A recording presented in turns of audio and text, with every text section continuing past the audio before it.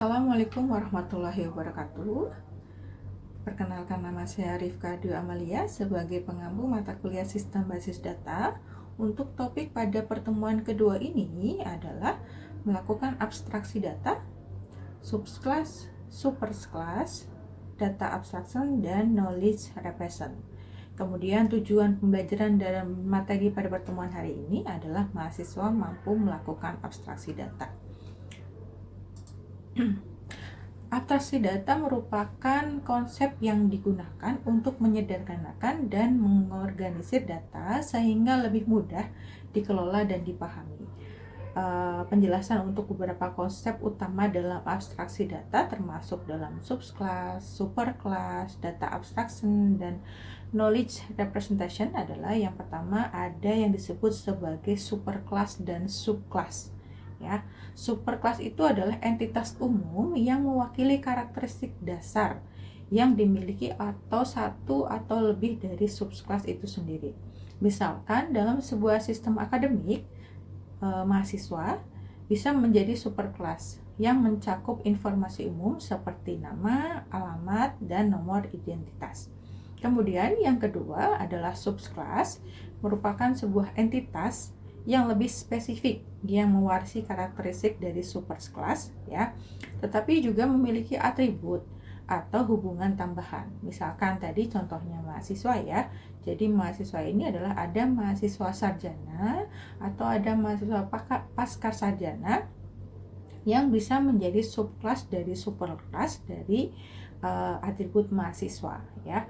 Kemudian subclass ini mewakili semua atribut dari mahasiswa ya, tetapi mungkin juga bisa memiliki atribut tambahan seperti program studi atau penelitian. Kemudian yang kedua topiknya adalah mengenai data abstraction ya, yang mana di dalam data abstraction ini kita bisa melihat ya atau mengetahui dari definisinya, itu merupakan proses penyembunyian detail teknis ya, dan hanya menampilkan informasi yang penting bagi pengguna.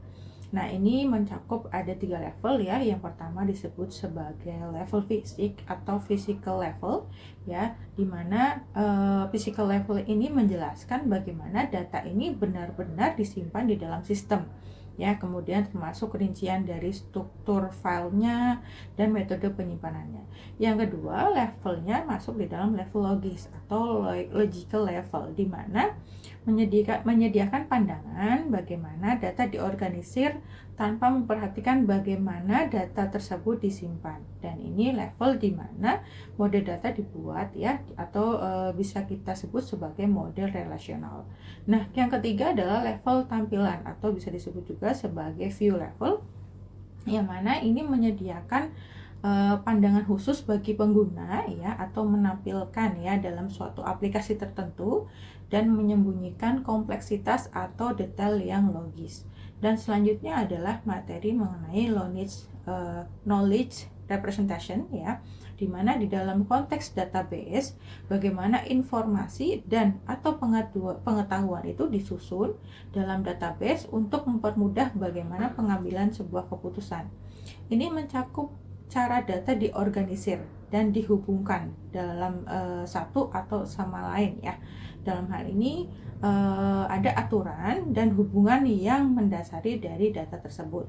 Contohnya dari knowledge representation adalah dalam sebuah database ya, adalah penggunaan model ontologi untuk menghubungkan konsep-konsep dalam data, atau penggunaan aturan logika untuk menguraikan relasi antar data.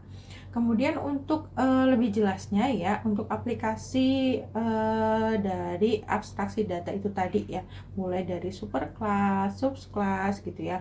Jadi kita bisa bayangkan di dalam sebuah sistem ya, untuk mengelola data karyawan di sebuah perusahaan, maka ada 2 jenis ya, yaitu karyawan tetap ataupun karyawan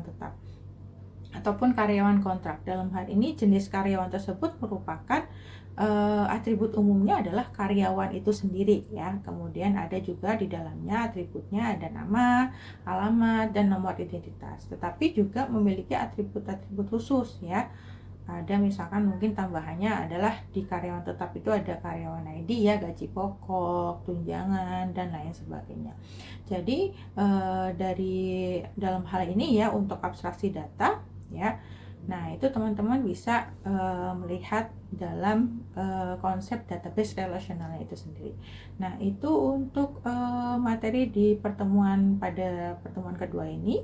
Ya, untuk topik selanjutnya adalah mampu memodelkan basis data relasional dan basis data constraint. Assalamualaikum warahmatullahi wabarakatuh.